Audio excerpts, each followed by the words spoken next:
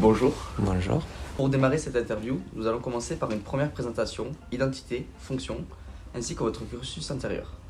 Pour commencer, pouvez-vous vous présenter ? Alors, je m'appelle Gaëtan Kerr, j'ai 33 ans. Ça fait 10 ans que je suis au Toulouse Football Club.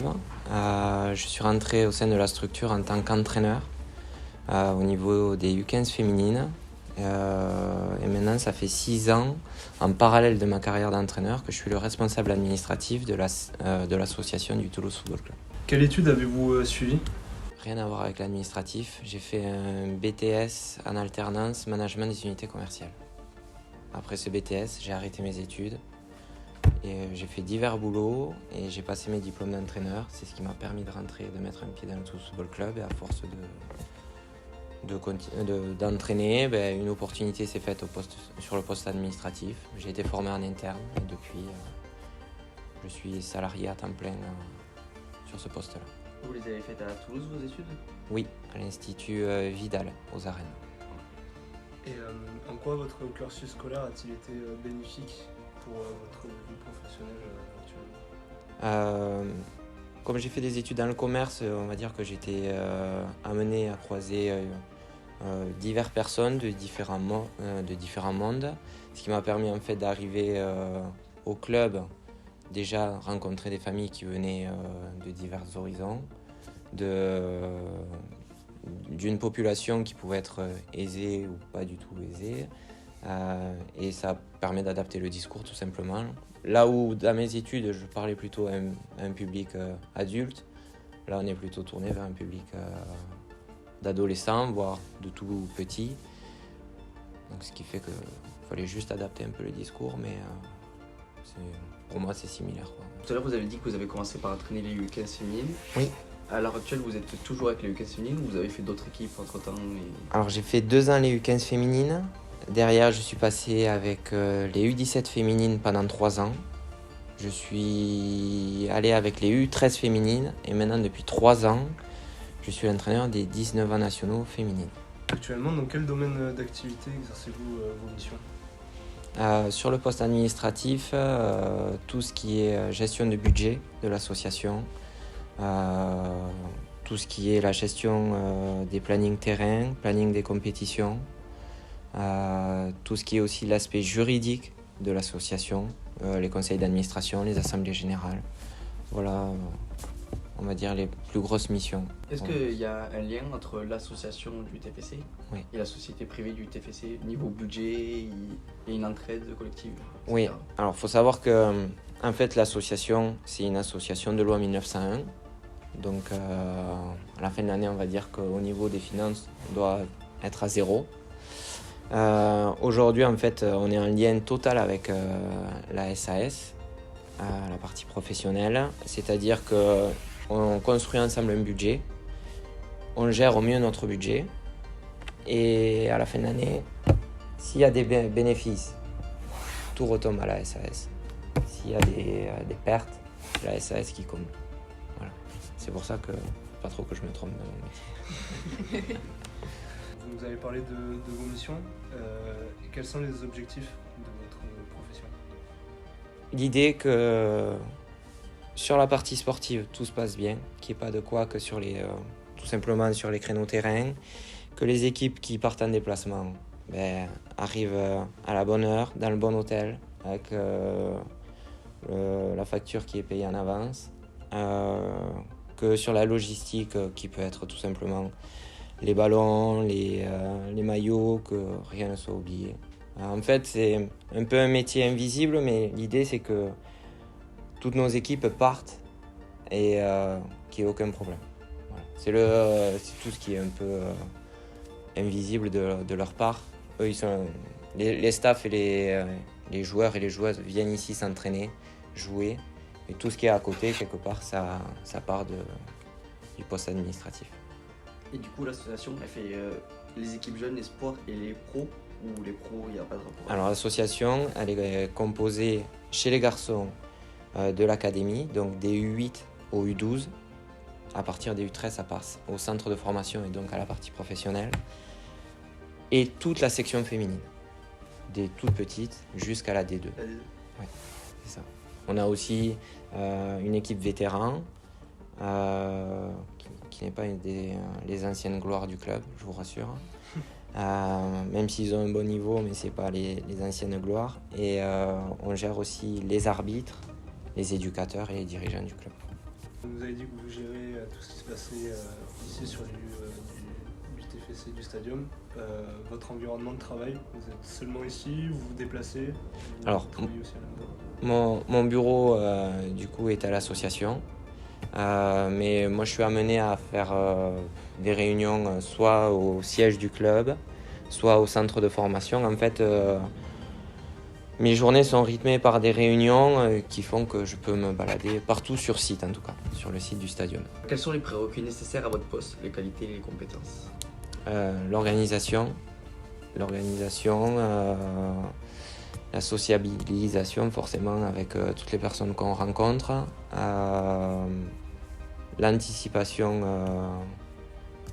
à 2-3 mois en avance, au moins pour tout préparer, jamais être en retard. Je vous dirais que c'est les trois gros piliers de ce poste-là. Dans tout métier, il y a des avantages et des inconvénients. Selon vous, quels sont les avantages d'exercer cette profession? Le fait que les missions sont variées. Vis-à-vis de mon poste, en plus, moi je suis sur les terrains en tant qu'entraîneur, donc ça fait que, on va dire que les 3/4 de ma journée se passe au bureau et le dernier quart se passe sur le terrain. Donc, ce qui permet un peu de relâcher totalement après une journée administrative. Le fait de croiser énormément de monde, que ça soit interne au club, tous les éducateurs garçons-filles, ceux de la partie professionnelle au centre de formation, mais aussi tout simplement les salariés du club, que ce soit sur l'aspect juridique, commercial, communication, mais aussi le fait de croiser tout simplement des personnes extérieures au club qui demandent des renseignements, comment ça se passe, comment on fait pour entrer au club, voilà. Donc, Est-ce qu'il y a des inconvénients à travailler au TFC? S'il y avait des inconvénients, je ne serais pas là encore au bout de 10 ans. Quelles ont été vos motivations pour exercer ce métier? Déjà la passion du club, déjà. J'ai grandi en étant supporter du TFC, donc une fois qu'on y met un pied, déjà on réalise quelque part un rêve. Le fait que autour de vous, les gens vous regardent et vous disent tiens, tu travailles au TFC, c'est trop bien. Donc ça, c'est quelque chose qui est très agréable en soi à raconter et à faire vivre aux personnes qui nous entourent. En fait, pour moi, c'est même pas un métier. Voilà. Je suis là, je prends du plaisir à faire ce que je fais. Et puis, je regarde pas les heures, je regarde pas tout ce qui peut être inconvénient parce que je travaille dans quelque chose que j'aime. Et puis, à partir de là, on va tout seul. Et moi, j'ai une question à part. Au niveau émotionnel, Ouais. ça fait quoi d'avoir l'équipe féminine qui monte en division 2 féminine? C'est l'un des... comment vous dire? C'est l'un des meilleurs souvenirs que moi j'en ai parce que... Enfin, vous avez la photo derrière de toute façon, mais avec mon collègue Antoine, qui est le responsable de la section féminine, on est arrivés tous les deux il y a quasi 10 ans. Et l'équipe avec laquelle on est monté, c'est des filles qui sont passées avec nous sur les équipes de jeunes. Et on les a entraînées pendant 8-9 ans. On a grandi avec elles, avec leur entourage familial. Et quand on monte avec ces filles-là, qu'on a vu grandir, coup de sifflet final, on se dit waouh, c'est quand même assez fort ce qu'on vient de faire, quoi. Donc c'est des émotions qu'il faut... Enfin, je pensais pas les vivre un jour aussi fortes, mais quand ça tombe, quand ça relâche, c'est phénoménal. En étant à la tête de l'association du club sportif de Toulouse, la pression sur les épaules doit être importante. Elle est importante si on n'arrive pas à s'organiser, comme je l'ai dit tout à l'heure, pardon. Après, on va relativiser. Moi, je suis à un poste de responsable administratif. Au-dessus de moi, j'ai quand même le président de l'association qui fait un boulot formidable et qui est en lien avec Damien Comoli, le président du club. Et à partir de là, moi, c'est des missions qui sont vraiment exécutives pour le bon fonctionnement de l'association. Mais voilà, pour moi, je joue pas ma vie tous les jours, quoi, quand même. Pouvez-vous nous donner une fourchette de rémunération de ce poste? Ça, je pense que ça va rester confidentiel. Pouvez-vous nous décrire une journée type?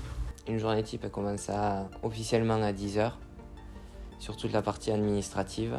Comme je l'ai dit tout à l'heure, gestion des plannings, compétition, les déplacements, l'aspect juridique et financier. Et elle se termine pour moi aux alentours de 15h pour passer sur le terrain jusqu'à 19h, 20h. Avec la préparation de la séance d'entraînement, la mise en place, l'exécution de la séance.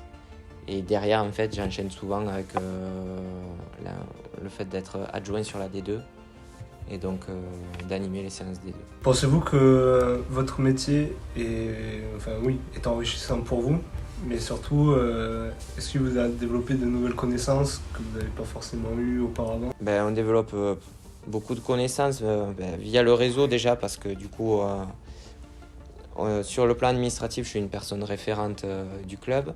Donc beaucoup de choses passent par moi.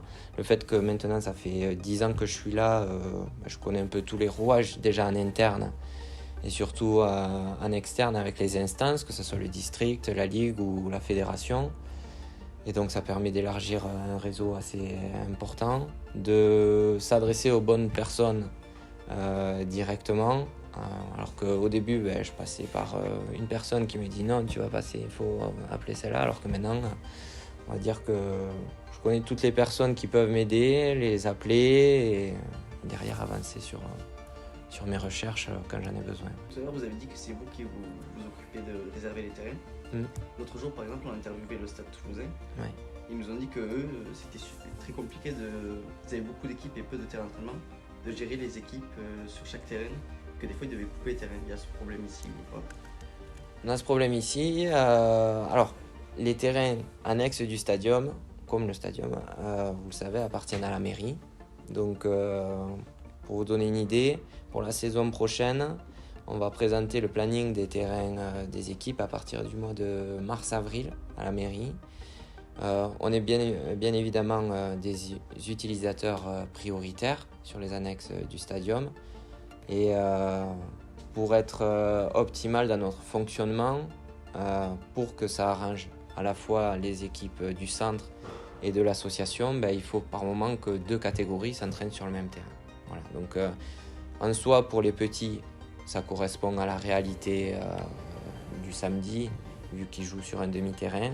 Ce qui peut être plus problématique pour les équipes de foot à 11, où c'est que des fois, elles peuvent s'entraîner que sur un demi-terrain, alors qu'il manque d'autres parties pour pouvoir travailler comme on le souhaiterait. Mais voilà, cette problématique est connue de tous et toutes. Donc à partir de là, on s'adapte au mieux et dès qu'on peut trouver des arrangements en interne, on le fait, quoi. Est-ce que vous aimeriez évoluer au sein de l'association?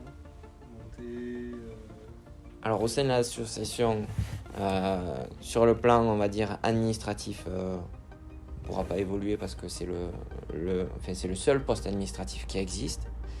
Sur le plan sportif, bien évidemment.